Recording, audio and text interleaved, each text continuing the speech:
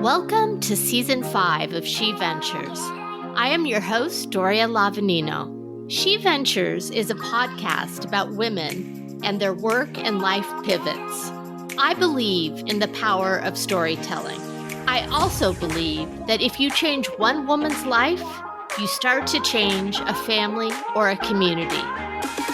Our mission is to elevate the diverse stories of everyday women in their work. One promise, no mansplaining ever. Sit back, listen, and hit subscribe. We'd love to hear from you. You can find us at sheventurespodcast.com. She is a Deloitte strategy consultant turned CEO and founder of Alt Distilling, a venture-backed mission-based startup that creates non-alcoholic spirits under the brand Naked Lady, NKD LDY. Burnout and her toxic relationship with alcohol were major catalysts behind her life pivots, which I think we can all understand. We have all been there. Today, she is here to talk to us about her journey from a New York consultant to a Kentucky-based CEO and founder in a heavily male-dominated sector, one she is disrupting. Becca Gardner, welcome to She Ventures. Thank you so much for having me today. It is great to have you on. So as you know, She Ventures is about life pivots, and you've had several in your job, in your location, in your life. Let's start with your decade-long, high-profile, high-paying consulting career. What drew you to it initially? And then, like year one, what was the attraction? And then at the very end, what was it that you decided enough is enough? Walk us through that. I actually will say I studied studio art and anthropology in undergrad, and I spent most of my summers working in the nonprofit sector. Through that experience, I did grow frustrated by what I perceived as a lack of business skills that I could bring into those environments. I think it was partly that made me want to go into consulting. I thought I could get a great generalist background, but I think it was also the challenge. I have not been one to shy away from an opportunity, even if it doesn't feel like I have any of the skill set to do so. I think that's what really made me go after the role. And I think that I stayed for a decade because of a couple things. I mean, one, I think that I'm an addict, and I think that it was a high-paced, very challenging environment where I could always find ways to improve, and it really fed that part of me. I think I was a little bit addicted to the affirmation, the accolades I would receive. And I never thought a decade would go by. I thought I was going to go in for a few years and then go back out to pursue my passions. In retrospect, I'm grateful for the opportunity because I think it's definitely helped prepare me for my own ventures on the other side. Because you've shared, and I've never shared this publicly on my podcast, but I also have an addiction issue that I am in recovery for. I completely understand so much of what you're saying, about New York, like how it sucks you in, because I came here in my 20s, like ready to conquer the world of women's magazines. And there's this frenetic pace that really isn't human. When you're young, you think, oh, I can keep up. But then like you start either drinking, or in my case, it was pain medication that would just make me feel like I was on my game until it destroyed my life, right? So I totally feel what you're saying. And that accolades as well, right? That external validation. Absolutely. And I think I tell people this, but I think I was probably a high functioning alcoholic for most of my adult life. Me too. I think because I never had any severe consequences. I was still always able to keep up with my work, my job. I think it really allowed me to not confront it head on for quite some time. And I'm grateful in retrospect for the circumstances surrounding me having to take a closer look at that, because I can't imagine if I'd gone through my life not knowing that it was really an option to kind of take a step back and make these big changes in my life. I certainly wouldn't have started this company. I love that you share that. And I think that people who don't understand addiction have an idea of what an addict looks like. And it's so misinformed. And we both have, it's an illness that we have recovered from, and it's an ongoing journey. And I'm grateful that we can both share that and own it. And yes, high functioning, key. No one had any idea what I was up to, how I was doing it. I think people will be shocked when they hear this, but the story's not about me, it's about you. So let's continue on. You said that there were like a convergence of circumstances that made you say enough is enough. Can you tell us what those were? I won't go into details about the events, but I had 3 separate really, really difficult things happen in my life that were unrelated to alcohol, but very clearly showed me that alcohol was where I went to not feel the feelings associated with these experiences. And I went from being someone who probably drank too often and too much in social environments to someone who was actually drinking alone at home to not feel these feelings I didn't want to actually have to confront head on. And after a few months of that, I became very scared because there really was no end in sight of that behavior. And I realized that if I wanted to continue living my life, I had to remove alcohol from my shelf of coping mechanisms. And so while I would never wish some of these experiences that got me there upon anyone, I do have to say I'm grateful because it meant that I stopped drinking at 30, not 50 or 60. And I think without those really challenging moments, I could have seen myself not making any major changes in my life. Which is how you got to where you are today. So you had an aha moment in 2019. So you were in London, is my understanding. You were working there, correct? Yes. I was looking at a new job opportunity, actually. And I have to say, I think part of it is that once I got my own kind of addictive behavior under control and was in recovery, it freed up so much mind share. It wasn't that I was stuck in the career that I had been. It was that between the time I spent working and the time I spent probably trying to like hide the fact that I was a high functioning alcoholic, I didn't have much time to think about, what my next steps would be. And so, yeah, exactly. And it's so in the year or so after I got sober, it was like suddenly my world opened up, my mind opened up. And I think part of that was realizing that I was in fact not content in the world, the environment that I was. And so I started exploring new opportunities. I think as I became really excited and empowered by my sobriety, I also became frustrated that I felt alienated from a lot of the spaces. I had historically had a lot of fun in concerts, going out with friends. And so I was in London looking at a job opportunity that for a lot of reasons was really exciting to me. But what was more exciting to me was how advanced the non-alc sector was in the UK. And so I spent so much time while I was out there going to bars, restaurants, hotel lounges that had non-alc options. I was like, oh my gosh, it is so much easier to be a non-drinker here. It was mind-blowing to me. And I think the other piece was because it was already so kind of ingrained in the fabric of the hospitality industry, you didn't get side glances or weird looks when you would order these non-alc options. For me, I was like, there is no reason that it shouldn't be like this everywhere. That kind of conviction, I suppose you could call it, was what led me to turn down the job offer and figure out how to make these types of products more widely available to people back in the US and the environments that I normally, participate in. I love that. And I've had that as well, where I order a Diet Coke, and I've even had people like ask me like, oh, you don't drink? And no, I don't. But like, also like, why do you care? Do you know what I mean? It is Totally. awkward.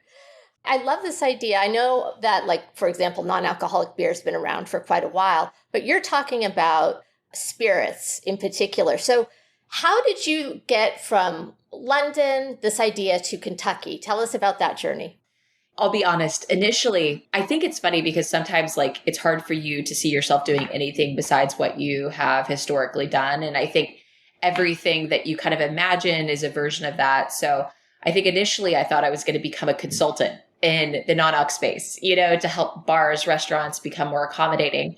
But when I started down that path, I quickly saw that there were just not a lot of great options. There were the non-alc beers, but I was never a beer drinker. And I think I really enjoyed kind of like the cocktail experiences and the scene of that. And so I kind of wrestled with this frustration where I was like, how can I do this if I don't have tools? So I ended up just saying, okay, screw it. I'm going to try to make these products. And I actually spent quite a bit of time figuring out what they would actually need to be, because I wanted to make sure that they were the types of products that I could get excited about. And I think that meant being authentic, being high quality, being interchangeable. That was a tough nut to crack. There's a reason I have been working on thinking about this for 3.5 years, even though we did our first bottling run last March. I think I naively kind of stepped out and was like, oh, we'll whip this up. And that was certainly not the case. I do think I realized that, yeah, go ahead. How does one, I'm thinking about this now, like from a practical perspective, how does one start looking at ingredients and I guess manufacturers? I can't even imagine. Oh my gosh. And I think that by design, these types of industries, they're very hard to access as a new, it is. It's like, and I think everybody is kind of protective of their own kind of like intellectual property. And so what I realized is that it was going to be a tough nut to crack in New York for a lot of reasons. One also being financial. I realized if I wasn't going to solve this overnight, it was going to be hard to pay my rent. But I also really wanted to work with the existing distilling industry, and that is primarily based in Kentucky. So that's where I started. I started by reaching out to different master distillers to really understand what distillation meant, how we might be able to augment it to create non-alc products. I probably ended up speaking to 50 different individuals that had different areas of expertise. Yeah, it really took time because there were some people that understood certain parts of the process and not others. But essentially, we got to this point where we realized that our whiskey product, for example, the starting point is actual whiskey. And what we do is we remove the ethanol component, which we sell back to distilleries, and then we build up the flavor with other natural flavors. It's complicated. I think it's actually more complicated than making alcohol products. Yeah, I can imagine. Because they've got to taste good. And I mean, I think that alongside just like supply chain challenges, and I think because this is a new product in a new category, to figure out how to make something at a price point that people are willing to pay when there is a little bit of a higher barrier to entry, because nobody wants to spend $50 on a bottle of booze without booze. For me, it was really, I had to develop a really, really thorough understanding of the science so that I knew which experts to go to. And I would say that's where my consulting background was really helpful, because the type of consulting I did was essentially problem solving. I was never the expert, but more trying to find the right experts to help me with a potential challenge. So you were like perfectly positioned to put all the pieces together. Yeah. It was hard, but I'd almost honestly say that, like, I think that the part of the business I'm in now, where we have product, we're going to market, we're in distribution in a few different regions, that's almost more challenging for me personally than the actual solving the problem itself, because this is the part of the business that is a bit outside my area of experience and expertise, which is kind of like running a steady state company. Like, I always came in on projects, solved a problem, left them with a solution, and then was on to the next challenge. Yes. Consultant, yes. Very, a little different this time. It is. And so I think it's interesting. I mentioned to you right before we got started, I'm pregnant. And so congratulations. Thank you. But, I'm going through this process right now with several different people, advisors and consultants, figuring out how to make sure what I have created is something that I can easily bring outside support to run, and is not just my wild brainchild, which it very much had to be to get off the ground.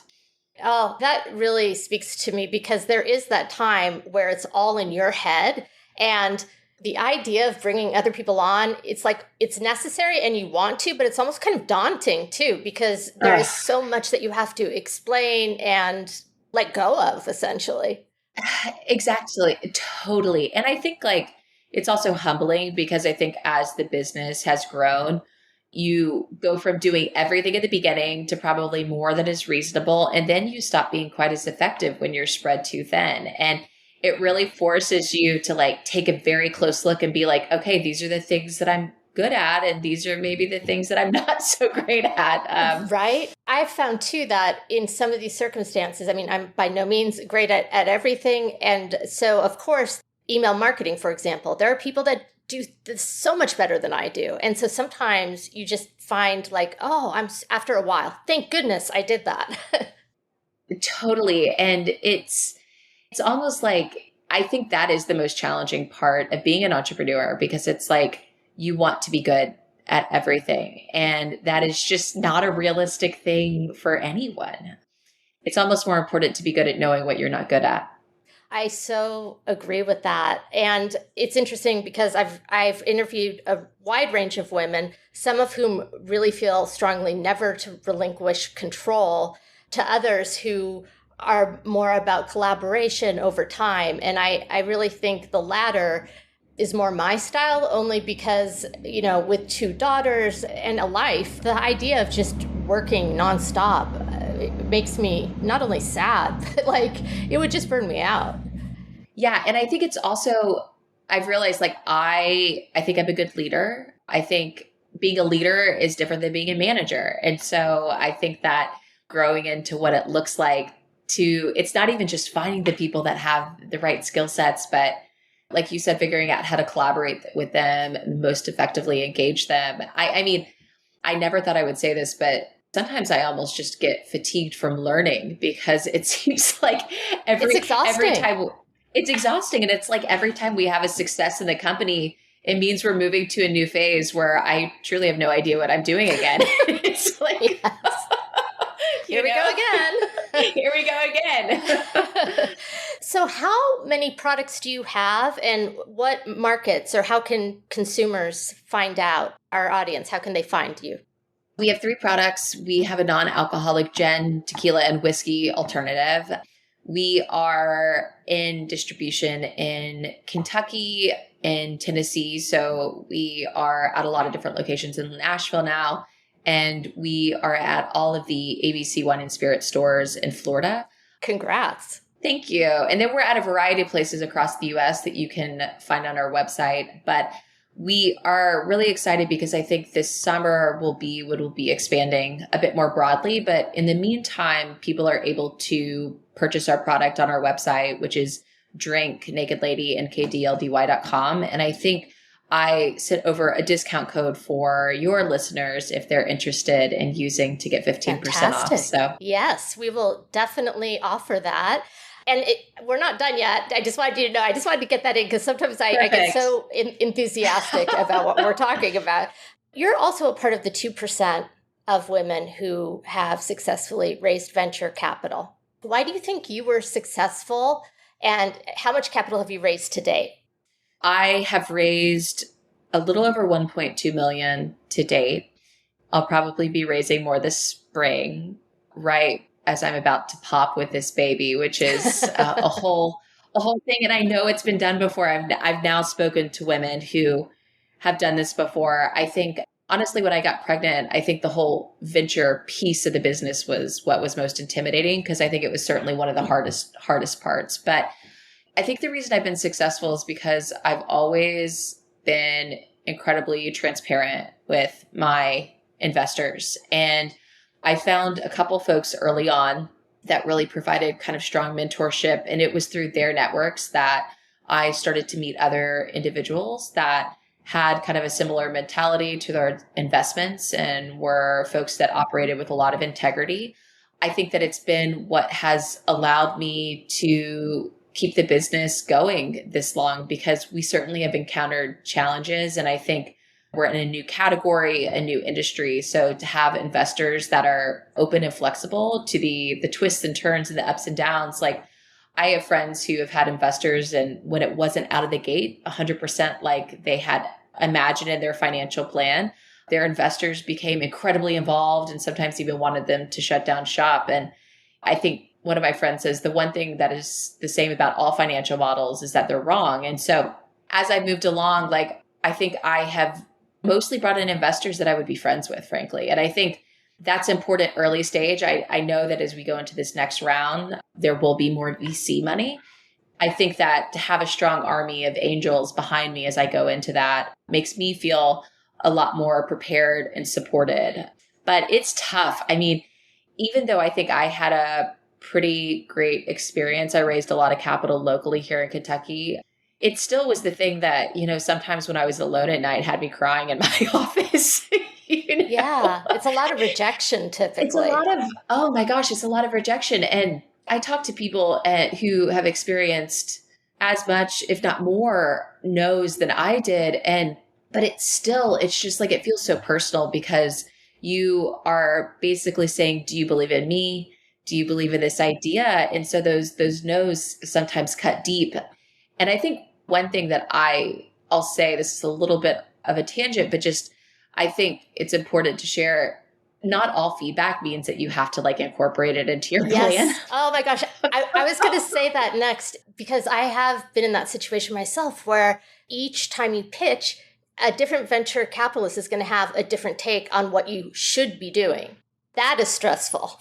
It's so stressful. And I think that I did lose some time because you can end up having this patchwork quilt or scarecrow of a plan because you're trying to bring everyone's input in, thinking that maybe that would get them across the finish line. And that usually isn't the case. And I think that it can really dilute your vision.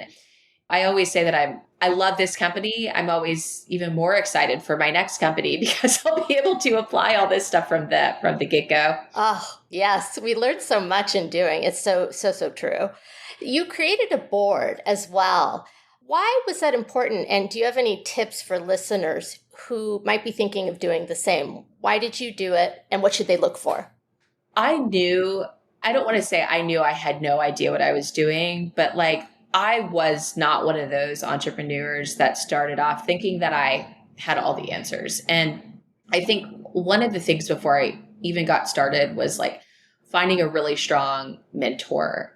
I found this gentleman who is a very successful venture capitalist. I wanted to find someone who had an understanding of how businesses grow from just concept through Series B and even going public, and has been on that journey with a lot of companies. And so I joke that I stalked this person into submission because I met him and I was like, I want him to be my mentor. I want him to be my board chair. And he will be. And he will be. And I'll say that he has been extremely helpful in me building out the architecture of what our board looks like. I have somebody who can represent the product development front. I have somebody who has more experience on the sales front. I specifically brought on a person because she's a little bit outside of the business realm. So she is an active investor who is an artist, but extremely creative. And I think what's important is bringing in people that have access to much larger networks beyond themselves to help the business grow, but to also represent a lot of different areas of expertise. And I think also making sure that they believe in you and have your back, because these are going to be the people that when you have your biggest problems, you really are going to first. Is it that you have a certain number of hours? Is it a formal arrangement? How does it work?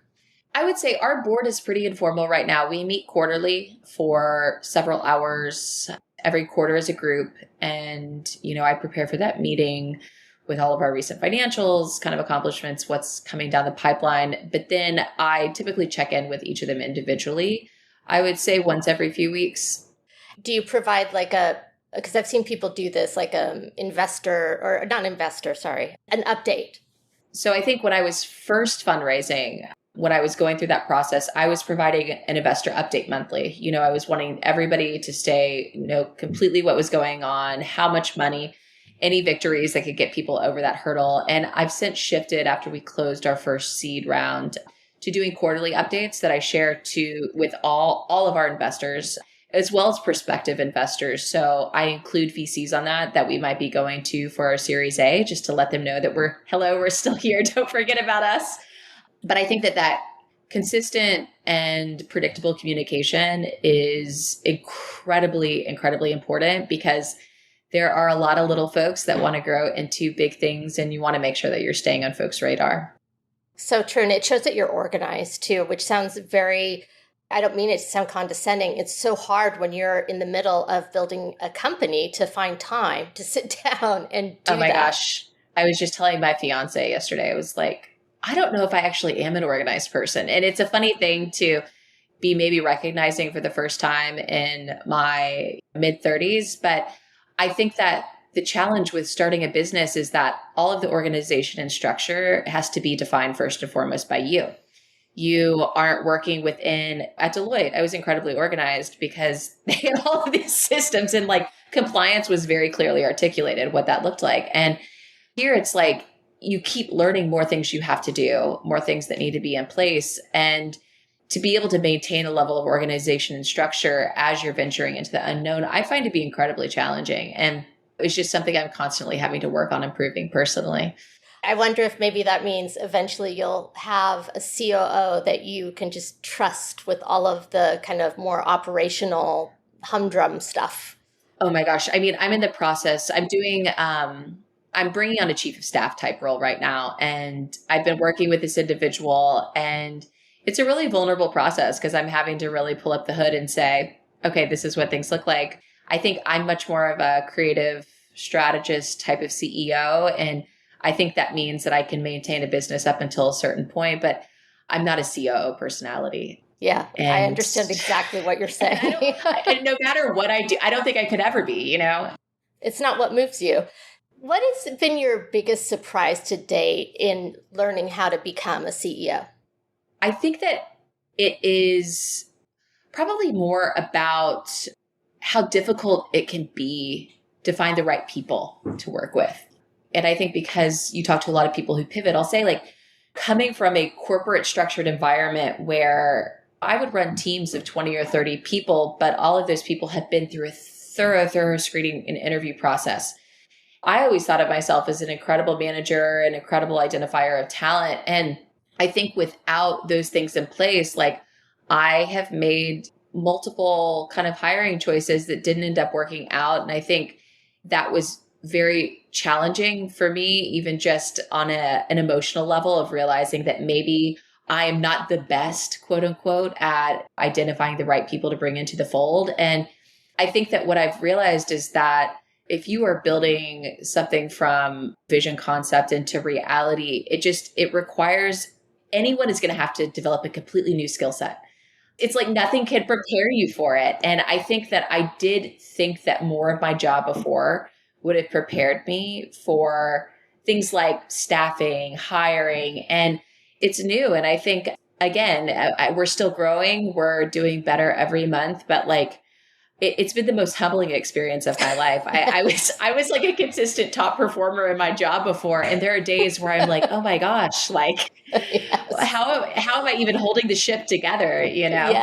Yes, I do understand completely. And I really identify with what you say. I was at Condé Nast for 10 years and I didn't manage a team of 20, but I did manage a group of individuals who had certain skill sets that just were developed because HR had asked the right questions. And I have done that too, where, you know, if I get along with someone, I've had to learn how to be a little bit more, I don't want to say discerning, but like where your business is concerned and where you're hiring someone, you do have to ask certain questions. And there's nothing wrong with that. Like that was hard for me. And I think the one other thing I'll say that is a little bit more existential, but I think I spent so much time incubating this idea and trying to get to a point where I had product that I think I assumed that out of the gate, everybody would just think this was the coolest thing ever. And I talked to a lot of CPG entrepreneurs that have a similar experience. And I have to tell you, it's hard to sell stuff. And I think that people should be prepared to have to spend just as much time, energy, grit. Actually, after that, once, you know, maybe you have a beautiful brand, a beautiful product, but getting it out there is hard for a different set of reasons. And I think you shouldn't be discouraged if right out of the gate, it's not an overnight success. What would you say is the most favorite? What is your most favorite and your least favorite part of what you do today? I think my most favorite part is the interactions with our customers where I think people have that aha moment where they realize that they could still participate in the experiences, because that was my main driver for creating this from the start. I think my least favorite part is probably all of the administrative stuff. It's making sure that we're up to date on all of our tax filings and our HR systems are set up. It's like all the reasons I didn't do this, right? But the necessary evils to maintain a business, that's just part of it. And I would never be responsible for so much of that if we hadn't gotten to this point. So it's kind of like, I have to also be grateful that I get to complain about those things. Right. No, you're right. I understand exactly what you're saying. It's kind of a privileged kind of complaining, right? Yeah, exactly. So what tips do you have as we're wrapping up the interview for women who are considering a pivot in their lives, whether personal or professional?